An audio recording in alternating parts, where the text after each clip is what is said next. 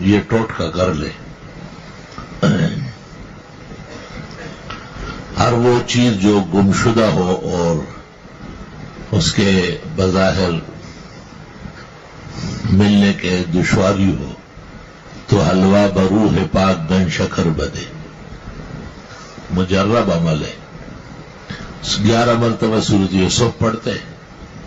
یوسف علیہ السلام بھی خیر و عافیت و سلطنت مصر اور نبوت تامہ کے ساتھ مل گئے تھے،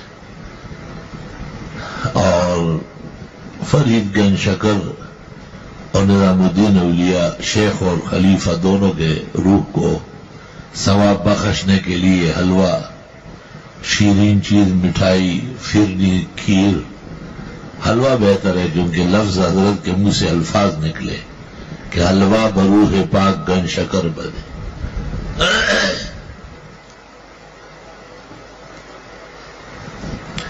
ہمارے ایک عزیز دوست تھے اور پولیس کے بہت بڑے افسر ہیں، تو اس نے فجر میں آ کے مجھے کہا کہ ایک شخص کو میں نے گرفتار کیا، جیل میں ڈالا، اب اس کی رہائی کا وقت آیا لیکن وہ آرڈر میرا نہیں مل رہا. مجھ سے پوچھا جا رہا ہے کہ اس کو بند کس کا قانون میں کیا ہے. اگر وہ آرڈر نہیں ملا، فائل نہیں ملا تو میری خیر نہیں. میں نے ترمذی شریف کے درس میں آنے سے پہلے 11 مرتبہ سورۃ یوسف پڑھی اور ایک طالب علم کو کہا کہ سامنے سے تیار حلوہ لے آؤ. وہ 1 کلو حلوہ لے آئے. میں نے کہا بس یہ جو آس پاس طلبا وضو خانے میں بیٹھے ہوئے نا، ان کو دے دو تھوڑا تھوڑا کر کے. وہ وہاں بانٹ رہا تھا، وہ ادھر فون آیا کہ یہ مل گیا ہوا ہے. لا الہ الا اللہ. اور معلوم تھا، فوراً کہنے لگا ماشاء اللہ کوئی زبردست عمل کیا. میں نے کہا ایک چھوٹا سا عمل ہے، بزرگوں کا مجرب ہے. وہ ابھی جگ کے بس فائل مل گیا اور کام ہو گیا.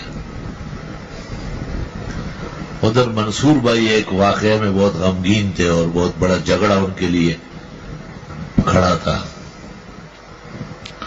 ان کے لیے بھی اس طرح یہ عمل مجرب کیا گیا. 2 یا 3 دفعہ میں ان کو بھی ایک گمشدہ کاغذ مل گیا.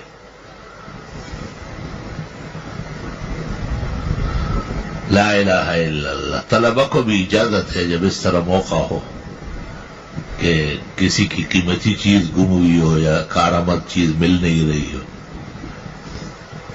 تو آپ 11 مرتبہ سورۃ یوسف پڑھوائے، آرام تسلی سے، اجرت سے نہیں. اور حلوہ بہتر ہے، ورنہ کھیر، فرنی، مٹھائی، میٹھی چیز سے کام ہوگا. بہتر یہ کہ حلوہ پکوائے، اگر پکانا دشوار ہو تو منگوا لے، فقراء مساکین کو کھلا لے.